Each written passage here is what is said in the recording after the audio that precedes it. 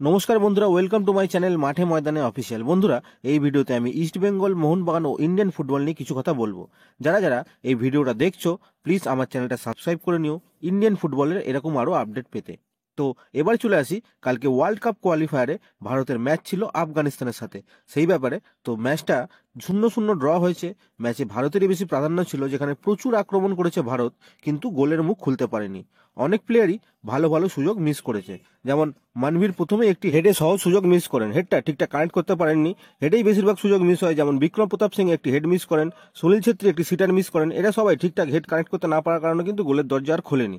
আফগানিস্তানও কিছু সুযোগ পেয়েছিল কাউন্টার অ্যাটাকে, কিন্তু তাদেরও গোলগুলো হয়নি। গুরপ্রীত 1v1 দারুণ একটি সেভ করেন।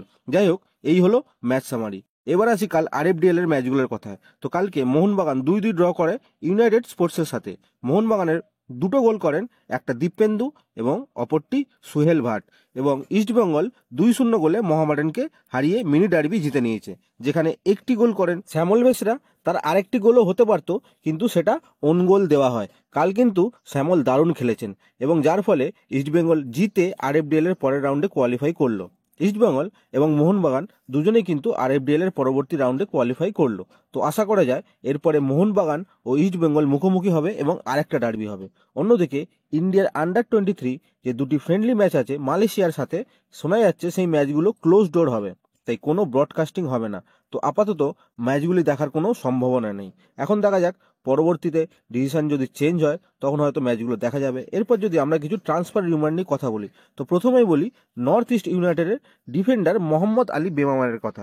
তো তাকে কিন্তু অনেক দিন ধরেই মোহনবাগানের সাথে লিঙ্ক আপ করা হচ্ছে। তো বলে রাখি, বেমামার কিন্তু মোহনবাগানের হয়ে খেলা ইচ্ছা প্রকাশ করেছিল ঠিকই, কিন্তু মোহনবাগানে যে সে এসে সই করে পরের বছর থেকে খেলবে, এটা কিন্তু বেসলেস ধারণা। কারণ বেমামার খেলেন সিডিএম পজিশনে, সেখানে অলরেডি মোহনবাগানের একজন স্টার প্লেয়ার রয়েছেন জনি কাউকো। তো সেখানে বেমামারের আমি কোনো পজিশনই দেখছি না। সুতরাং আগামী মরশুম তিনি মোহনবাগানে সই করবেন এই খবরটা কিন্তু ঠিক না।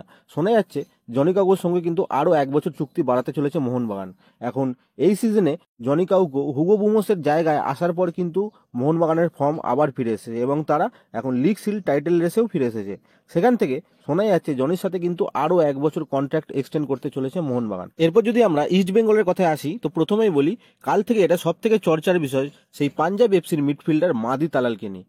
তো অনেক জায়গায় বলা হচ্ছে মাদি তালাল নাকি ইস্ট বেঙ্গলে আসছে এবং তার সাথে প্রি কন্ট্রাক্ট সাইন অলরেডি হয়ে গেছে। তো ব্যাপারটা কিন্তু সত্যি নয়, কারণ মাদি তালালকে পেতে বিভিন্ন দল ঝাঁপিয়েছে, তার মধ্যে মুম্বাই সিটি এফসি অন্যতম।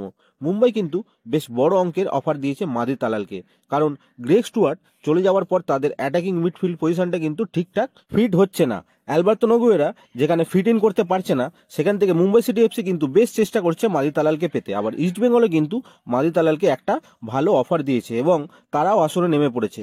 এখন মাদি তালালের মার্কেট ভ্যালু হচ্ছে 3 কোটি টাকা। সেখান থেকে ইস্ট বেঙ্গল আর কি তাকে অফার করতে পারে যার জন্য সে ইস্ট বেঙ্গলে আসে, এখন এটাই দেখার বিষয়। কারণ আপাতত যা খবর, মাদি তালালকে নেওয়ার ব্যাপারে কিন্তু মুম্বাই সিটি এফসি লিড করছে। তার মানে এই নয় যে মাদি তালালকে ইস্ট বেঙ্গল নিতে পারবে না। ট্রান্সফার মার্কেটে কোনো কিছুই বলা সম্ভব নয়, কারণ যে কোনো সময় কিন্তু পরিস্থিতি চেঞ্জ হতে পারে। এখন দেখা যাক মাদি তালালকে কে বেশি আকর্ষণীয় অফার দিয়ে সাইন করিয়ে নেয়। এরপর আসি কেরালা ব্লাস্টার্সের ইন্ডিয়ার আন্ডার-23 খেলা সেন্টার ব্যাকের প্লেয়ার হর্মিপম রুইভার কথা। তো এই হর্মিপম কিন্তু শোনা যাচ্ছে পরের বছর কেরালা ব্লাস্টার্স ছেড়ে দেবে, কারণ কেরালা এসে সেরকমভাবে চান্স পাচ্ছে না।